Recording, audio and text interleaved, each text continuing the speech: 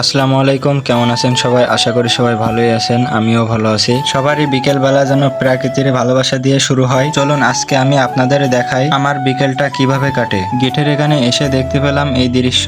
এই দৃশ্যটা যেন একটা জীবনের রূপ, কথা ও গন্তব্য আছে। আর পৌঁছাতে হলে কষ্ট করতে হয়, টেনে নিয়ে যেতে হয় নিজের স্বপ্নকে। অবশেষে সেই নৌকাটি নদীতে নামাতে সক্ষম হয়েছে। আমার সাথে ছিল একটি মামা, কিন্তু সে প্রচুর লজ্জা পাচ্ছিল ক্যামেরার সামনে আসতে। আর আমরা যাচ্ছিলাম পালপাড়ার ভেতর দিয়ে। এখানকার প্রাকৃতিক দৃশ্যটা ছিল একেবারেই ভিন্ন। রাস্তার দুই ধার দিয়ে ছিল মাটির তৈরি হাঁড়ি পাতিল। অন্য আরেকটি ভিডিওতে দেখাবো এখানে কি কি তৈরি করে। কপোতাক্ষ নদীর পাড়ে যাওয়ার সময় দেখতে পেলাম অল্প পানিতে লাল ট্যাবলেট মাছ। আরো দেখতে পেলাম ফুটবল খেলা। এই খেলার মধ্যে লুকিয়ে আছে বন্ধুত্ব। নেই কোনো প্রযুক্তি, নেই মোবাইল স্ক্রিন, আছে শুধু মাঠ, বল আর মুক্ত বাতাস। আর এরকম কপোতাক্ষ নদীর পাড়ে দাঁড়িয়ে নৌকা চলাচল করতে দেখলে মনটা হালকা হয়ে যায়। তো আজকে বিকালটা আমি এই কপোতাক্ষ নদীর পাড়ে ঘুরে কাটালাম। ভিডিওটি কেমন হয়েছে অবশ্যই কমেন্ট করে জানাবেন।